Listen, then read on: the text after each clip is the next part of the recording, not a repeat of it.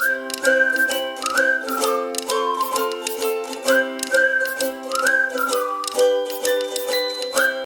Students, मैं doctor JD आप लोगों को फिर से एक बार जेडी केमिस्ट्री क्लास में स्वागत करता हूं। आज मैं आप लोगों के साथ एमिशन स्पेक्ट्रम ऑफ हाइड्रोजन को डिस्कस करने जा रहा हूं। तो सबसे पहले एमिशन स्पेक्ट्रम को समझने से पहले आप लोगों को टाइप ऑफ स्पेक्ट्रम यानी एमिशन स्पेक्ट्रम एक्चुअली है क्या, या तो स्पेक्ट्रम का कितने टाइप्स होता है या तो एटॉमिक स्पेक्ट्रम का कितने टाइप्स होता है, ये सब आप लोगों को जानना जरूरी है। तो ये सब हम लोगों ने पिछले डिस्कशन के दौरान हम लोगों ने ऑलरेडी डिस्कस कर लिया है। जिन लोगों ने मेरा पिछला डिस्कशंस नहीं देखा, मैं उन लोगों से रिक्वेस्ट करता हूँ कि आप लोग काइंडली उन सब डिस्कशंस को देखिएगा, ताकि आज का जो प्रेजेंट डिस्कशन है बहुत ही इंटरेस्टिंग होने वाला है, ये आप लोगों को समझ में आए। ठीक है, आप लोग एक एक डिस्कशन को अगर सीरियली देखेंगे तो एंटायर चैप्टर का पूरा एक बास्केट ऑफ नॉलेज आप लोगों को मिल जाएगा। अगर जंप मार मार के देखेंगे तब शायद आप लोगों को समझ में नहीं आएगा। तो मेरा आप लोगों से यही रिक्वेस्ट है कि जिन लोगों ने मेरा पिछला डिस्कशंस नहीं देखा, आप लोग काइंडली उसे देख लीजिएगा। मैंने स्ट्रक्चर ऑफ एटम का हर एक डिस्कशंस का पूरा प्लेलिस्ट मैंने लिंक दे रखा है मेरे चैनल पे, और सेम लिंक मैंने ऊपर आई बटन पे भी दे रखा है, at the same time description box में भी दे रखा है। आप लोग लिंक को क्लिक कीजिएगा, देखिएगा, ताकि आप लोगों को आज का जो प्रेजेंट डिस्कशन जो होने जा रहा है ये आप लोगों को समझ में आएगा। ठीक है, तो चलो आज हम लोग एमिशन स्पेक्ट्रम ऑफ हाइड्रोजन को समझते हैं। ठीक है, तो एमिशन स्पेक्ट्रम ऑफ हाइड्रोजन को समझने से पहले एक्चुअली एमिशन स्पेक्ट्रम है क्या, एमिशन स्पेक्ट्रम एक्चुअली है क्या, ये समझना जरूरी है। तो इन ब्रीफ हम लोग थोड़ा डिस्कस कर लेते हैं कि एमिशन स्पेक्ट्रम कैसे प्रोड्यूस होता है। By excitation of a sample. Sample को जब एक्साइट करके जो इलेक्ट्रोमैग्नेटिक रेडिएशन वहाँ से प्रोड्यूस होता है, उस इलेक्ट्रोमैग्नेटिक रेडिएशन को जब हम लोग एनालाइज करते हैं with the help of spectroscope, तब जो स्पेक्ट्रम हम लोगों को मिलता है, उस स्पेक्ट्रम में कुछ ब्राइट लाइन्स रहता है, उसे ही हम लोग क्या कहेंगे, एमिशन स्पेक्ट्रम कहेंगे। और हाइड्रोजन का एमिशन स्पेक्ट्रम ही ऐसा ही कुछ है, और वहां से एक फॉर्मूला निकल कर आया। वो फॉर्मूला हो गया आपका बाल्मार फॉर्मूला। समझ में आया? वो हो गया आपका क्या, बाल्मार फॉर्मूला। बाल्मार फॉर्मूला आपका specifically for hydrogen like species के लिए ही होने जा रहा है, बनने जा रहा है। तो पहला आया क्या, बाल्मार फॉर्मूला। वो कहां से आया, एमिशन स्पेक्ट्रम ऑफ हाइड्रोजन से ही आया। तो एमिशन स्पेक्ट्रम ऑफ हाइड्रोजन ऐसा ही कुछ है, जहां पे क्या हुआ, देखिए, the spectrum of hydrogen can be obtained by passing an electric discharge through the gas taken in the discharge tube under low pressure, है ना।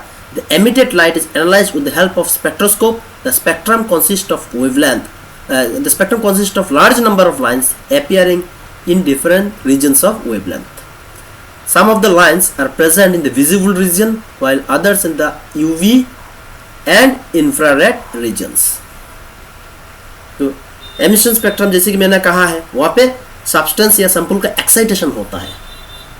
तो हाइड्रोजन का जो एमिशन स्पेक्ट्रम है, वहाँ पर भी ऐसा ही कुछ हुआ है, जहाँ पे हम लोगों ने हाइड्रोजन गैस लिया और वहाँ पे क्या किया, हम लोगों ने इलेक्ट्रिक डिस्चार्ज का पास कराया, या तो इलेक्ट्रिक डिस्चार्ज वहाँ पे हम लोगों ने दिया। देख सकते हैं आप लोग, ये एक चैम्बर है, जिस चैम्बर पे हम लोगों ने हाइड्रोजन गैस फिल करके रखा हुआ है, वहाँ पे इलेक्ट्रिक डिस्चार्ज पास कराया गया, and that hydrogen gas is maintained at very low pressure.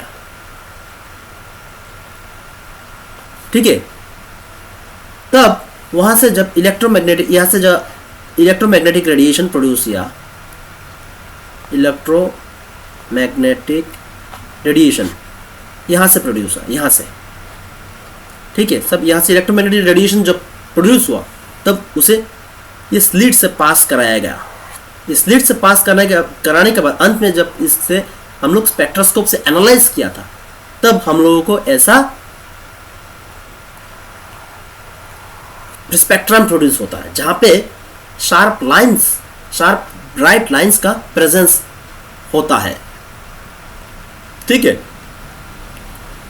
और वो जो लाइंस रहता है वो लाइंस कौन सा रीजन में रहता है? विजिबल रीजन, यूवी रीजन और इंफ्रारेड रीजन में।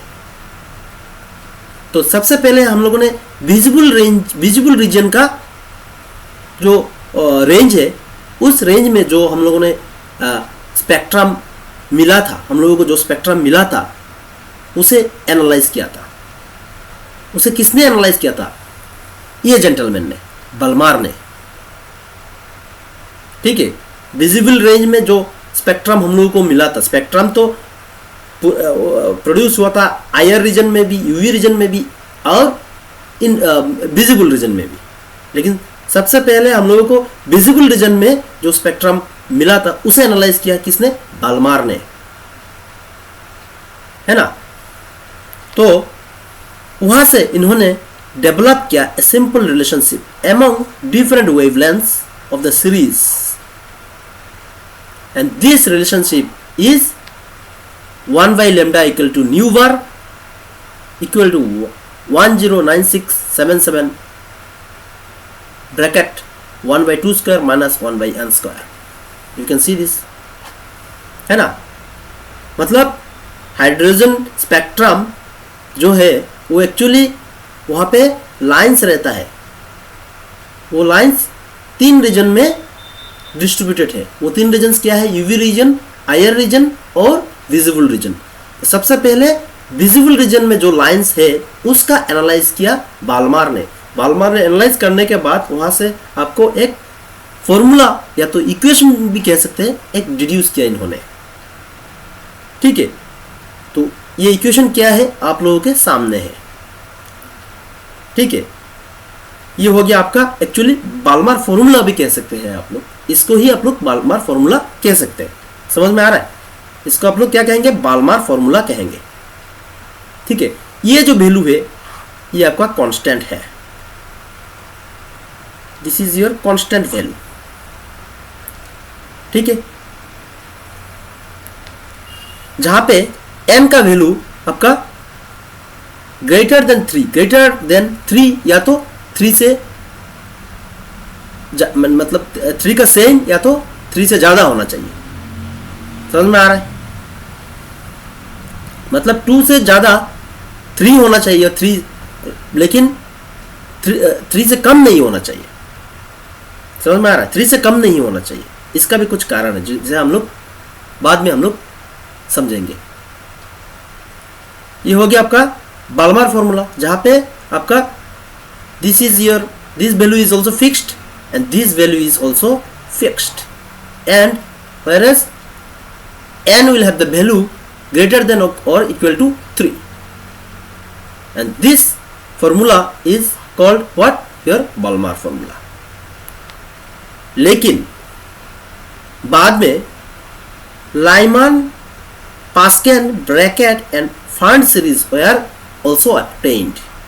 देखिए सबसे पहले क्या कहा गया है यहाँ पे कि विजिबल रीजन में जो लाइंस, जो series of bright lines produce हुआ, इनको किसने एनालाइज किया? इनको बालमार ने एनालाइज किया, जिसके वजह से उन लाइंस का कलेक्शन को हम लोग क्या कहेंगे? बालमार सीरीज कहेंगे। वहां पे तो लाइंस सिर्फ विजिबल रीजन में प्रोड्यूस नहीं हुआ था, उसमें यूवी रीजन में भी लाइंस प्रोड्यूस हुआ था, आईआर रीजन में भी लाइंस प्रोड्यूस हुआ था। लेकिन तब तक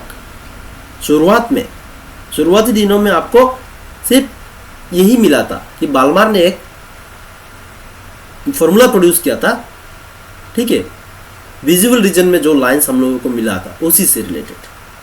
बाद में लाइमन ने यूवी रीजन, आईआर रीजन में जो लाइंस प्रोड्यूस हुआ था उन्हें एनालाइज किया। पास्कल ने, ब्रैकेट ने, फार्ड ने, उन सब में Lyman, Pascal, Brackett and Pfund ने, जिसके वजह से उन्हें क्या कहा गया?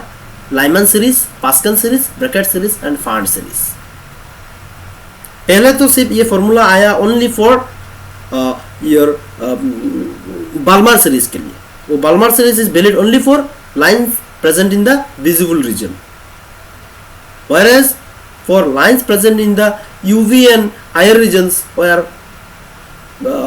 later on analyzed by Lyman, Pascan, Brackett and Fund। फिर से ये फॉर्मूला का मॉडिफिकेशन हुआ, ये जो बाल्मार फॉर्मूला आया इसका थोड़ा बहुत मॉडिफिकेशन हुआ है ना, लेकिन एक्चुअल में क्रेडिट बाल्मार को ही जाता है, ठीक है। इन्होंने ही शुरुआत किया था एमिशन स्पेक्ट्रम ऑफ हाइड्रोजन को एनालाइज करना, ठीक है। अच्छा, तो यहां से आपका जो इक्वेशन निकाल के आ रहा है कहां से, जब लाइमैन, पास्कन, ब्रैकेट एंड फंड ने जब यूवी रीजन, आयर रीजन में जो लाइंस प्रोड्यूस हुआ था उनका जब एनालाइज किया, तब इन्होंने बाल्मार फॉर्मूला या तो बाल्मार इक्वेशन को फिर से कुछ मॉडिफिकेशन किया।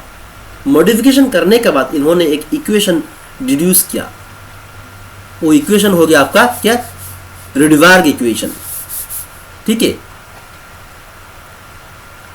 तो देखिए यहाँ पे क्या कहा गया है, as other series of hydrogen spectral lines are discovered a more general expression was found as 1/λ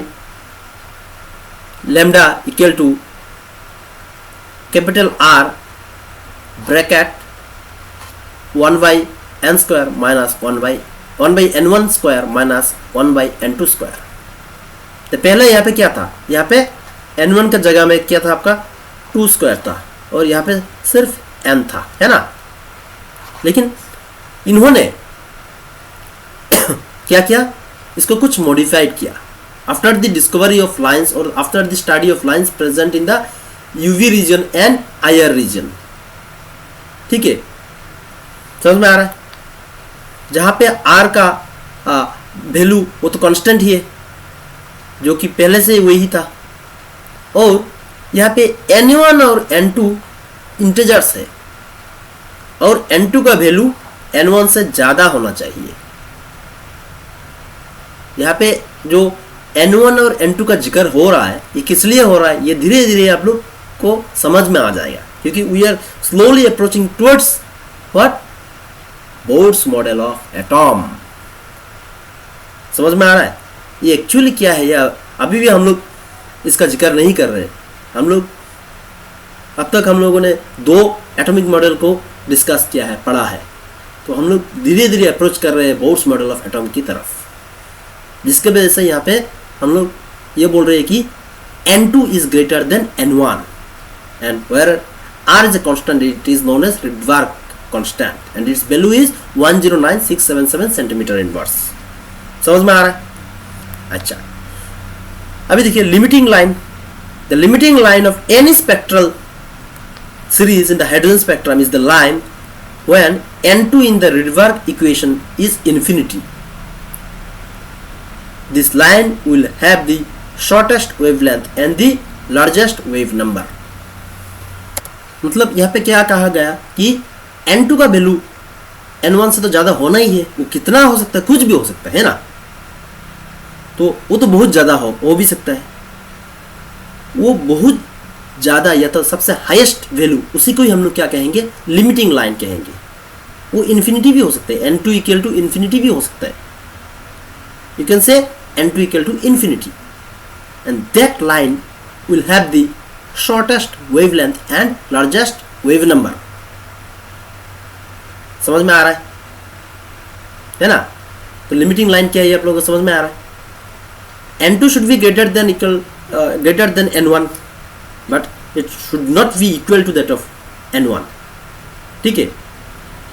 और वो n2 का वैल्यू जब इन्फिनिटी हो जाएगा या तो कुछ भी हो सकता है, तो वही लाइन हो जाएगा कि आपका लिमिटिंग लाइन, और उसका वेवलेंथ सबसे कम होगा और वेव नंबर सबसे ज़्यादा होगा। समझ में आ रहा है। तो यही आपका ओवरऑल रिडबर्ग इक्वेशन का ये फॉर्म है। समझ में आ रहा है। अच्छा, ये देखिए, यही आपका एक्चुअल रिडबर्ग इक्वेशन हो जो आया आपका बाल्मार फॉर्मूला से ही आया। समझ में आ रहा है? तो ये एक्चुअली क्या है, हाइड्रोजन स्पेक्ट्रम से ही तो रिलेटेड है ना। हाइड्रोजन का जो एमिशन स्पेक्ट्रम है वहीं से आ रहा है आपका Balmer formula followed by your Rydberg equation, जहाँ पे कुछ N1 का जिक्र हो रहा है, N2 का जिक्र हो रहा है। इन शॉर्ट मैं बता रहा हूँ कि ये एक्चुअली क्या है। ये actually emission spectrum of hydrogen में क्या हो रहा है, ये हाइड्रोजन एटम को एक्साइट करते हैं। जब हाइड्रोजन एटम को जब एक्साइट करता है या एनर्जी देते तो उसमें जो इलेक्ट्रॉन्स रहता है वो इलेक्ट्रॉन्स का जंपिंग होता है। जंपिंग होने के बाद वो एक लेवल से और एक लेवल पे जंप होता है, first level to second level, second level to third level. तब जो फाइनली जब इलेक्ट्रॉन्स जंप करके वो नीचे आते रहता है, आते वक्त वो रेडिएशन एमिट करता है। समझ में आ रहा है? वो लेवल को ही हम लोगों ने यहाँ पे जिक्र किया है as a N1 and N2। तो पहले तो वो नीचे था, जब नीचे था उसे हम लोगों ने कहा N1, जब ऊपर जाएगा उसे हम लोग क्या कहेंगे, N2 कहेंगे। That's why we are telling that N2 should be always greater than N1, it should not be equal to N1 because on excitation electrons will not be present in their original state, that is in their N1 state.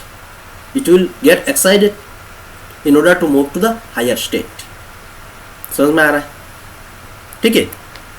अभी देखिए ये hydrogen का दो spectral lines जो produce हुआ उसका एक representation देखिए आप लोग। लाइमन जहाँ पे N1 का वैल्यू 1 हो सकता है और N2 का वैल्यू 2 से लेके कुछ भी हो सकता है, जो आपका अल्ट्रावायलेट रीजन में पाया जाता है। और बाल्मार को तो हम लोगों ने पहले ही कहा है, जहाँ पे N1 का वैल्यू आपका 2 होगा और N2 का वैल्यू 3, 4 कुछ भी हो सकता है। सिमिलरली पास्कन का N1 का वैल्यू 3, N2 का वैल्यू 4, 5, 6 एक्सेट्रा एक्सेट्रा हो सकता है ना। ब्रैकेट का देखिए N1 का वैल्यू 4, N2 का वैल्यू 5, 6 एक्सेट्रा एक्सेट्रा, ज़्यादा होना चाहिए 5, 6, 7, 8, 9, 6 कुछ भी हो सकता है। सिमिलरली फॉर फंड N1 का वैल्यू 5 होगा और N2 का value 6, 7, 8, 9, 10। You can see that for Pascal, bracket and Fund lines are present in the IR region, whereas for Lyman series lines are present in the UV region, and for Balmer it is present in the visible region. सबसे पहले Ballmer ने analyse किया था hydrogen spectrum को by analyzing the spectrum lines present in the visible region. बाद में किन्होंने analyse किया था, लाइमन ने, पास्कन ने, ब्रैकेट ने और फांड ने। तो आप लोग यहाँ पे देखिए ये n का वैल्यू इन्फिनिटी है। अगर लाइमन में कोई इलेक्ट्रॉन आता है, मतलब N1 लेवल में, फर्स्ट शेल में, this is your first shell, first shell में जब कोई इलेक्ट्रॉन आता है, वो चाहे N7 से हो, N6 से हो, N5 से हो, लेकिन फर्स्ट शेल में आना चाहिए, है ना। तब वो स्पेक्ट्रल लाइंस प्रोड्यूस होता है कहाँ पे, यूवी रीजन में प्रोड्यूस होगा। ठीक है, समझ में आ रहा है। सिमिलरली जब वो सेकेंड शेल में आके इलेक्ट्रॉन्स का जो कम बैक होगा आफ्टर एक्साइटेशन और after emitting radiation, if it comes back from higher energy level to the second energy level, तब जब रेडिएशन एमिट होगा उसका जो हम लोग लाइंस के एनालाइज करेंगे, वो लाइंस आपका विजिबल रीजन में रहेगा और उस रीज ऑफ लाइंस को हम लोग क्या कहेंगे, बाल्मार। अकॉर्डिंगली पास्कन जब थर्ड शेल में आके वो इलेक्ट्रॉन्स आके गिरेगा, सिमिलरली फोर्थ शेल में अगर वो इलेक्ट्रॉन्स आके गिरेगा तब उसे हम लोग क्या कहेंगे, ब्रैकेट सीरीज कहेंगे। अगर फिफ्थ शेल में आके वो इलेक्ट्रॉन गिरेगा तब उसे हम लोग क्या कहेंगे, फार्न सीरीज कहेंगे। समझ में आ रहा है ना? ये एक्चुअली क्या है, excitation of hydrogen atom where electrons present in the hydrogen atom gets excited and thereby it comes back into either first shell or second shell or third shell or fourth or fifth। अगर fifth shell में come back होता है उसे हम लोग क्या कहेंगे, fern series कहेंगे। अगर फोर्थ शेल में कम बैक होता है उसे हम लोग क्या कहेंगे, ब्रैकेट सीरीज कहेंगे, है ना। तो विजिबल रीजन को तो एनालाइज किया बाल्मार ने, बाद में लाइमैन ने, पास्कल ने, ब्रैकेट ने उन सब लाइंस जो यूवी रीजन और आयर रीजन में प्रोड्यूस किया था उन्हें एनालाइज किया। एनालाइज करने के बाद रेडिवार्ग इक्वेशन को इन्होंने जनरेट किया। ठीक है, वहाँ पे दो वैल्यू आया n1 और n2 का इस इक्वेशन में, जहाँ पे n2 should be greater than your n1। समझ में आ रहा है? तो Rydberg equation for hydrogen like ions may be expressed as like that। देखिए ये हाइड्रोजन लाइक एटम के लिए ये हो गया रेडिवार्ग इक्वेशन। ओरिजिनल रेडिवार्ग इक्वेशन में ये जेड नहीं था, है ना, ये जेड नहीं था। लेकिन हाइड्रोजन लाइक स्पीसीज के लिए, जैसे कि मान लीजिए हीलियम प्लस, लिथियम 2 प्लस, वहाँ पे क्या रहता है, एक इलेक्ट्रॉन रहता है। जब एक इलेक्ट्रॉन रह जाएगा तब it will produce spectrum similar to that of hydrogen. तब ये रेडिवार्ग इक्वेशन जो आपका हाइड्रोजन के लिए स्पेसिफिकली बना था उसको मॉडिफाई करके ऐसा लिखा गया। जस्ट यहाँ पे जेड स्क्वायर का इंट्रोडक्शन हुआ। ये जेड क्या है, it is your atomic number of that hydrogen like species. समझ में आ रहा है ना। तो ये रेडिवार्ग इक्वेशन से रिलेटेड हम लोग बहुत सारा न्यूमेरिकल्स भी डिस्कस करने जा रहे हैं इन द अपकमिंग वीडियो। तो आप लोग आज का जो डिस्कशन है ये आप लोग अच्छा से देखिएगा, समझिएगा, ताकि जब न्यूमेरिकल्स हम लोग करेंगे उससे आप लोगों को समझ में आए अच्छा से। ठीक है, आप लोगों को शायद आप लोगों को आज का जो डिस्कशन है ये समझ में आया, जिनमें हम लोगों ने फिर से मैं कह रहा हूँ, इसमें हम लोगों ने स्पेसिफिकली रेडिवार्ग इक्वेशन कैसे आया भैया, एमिशन स्पेक्ट्रम ऑफ हाइड्रोजन हम लोगों ने डिस्कस किया। ठीक है, ये क्वाइट इंटरेस्टिंग था। जिन लोगों ने समझा अच्छा बात है, और जिन लोगों ने नहीं समझा आप लोग काइंडली ये डिस्कशन को देखिएगा बार बार, ताकि अच्छा से इसका ज्ञान प्राप्त हो आप लोगों को। और एक चीज़, ये डिस्कशन देखने के बाद जिन लोगों को समझ में आया प्लीज़ इस वीडियो को एक लाइक करना और चैनल को सब्सक्राइब करना by pressing the bell button। At the same time I request you to share this channel with your friends as much as possible so that your friends will also get benefit from this channel। Lastly, I want to thank you for your patience to watch this discussion till the end। मिलते हैं next discussion.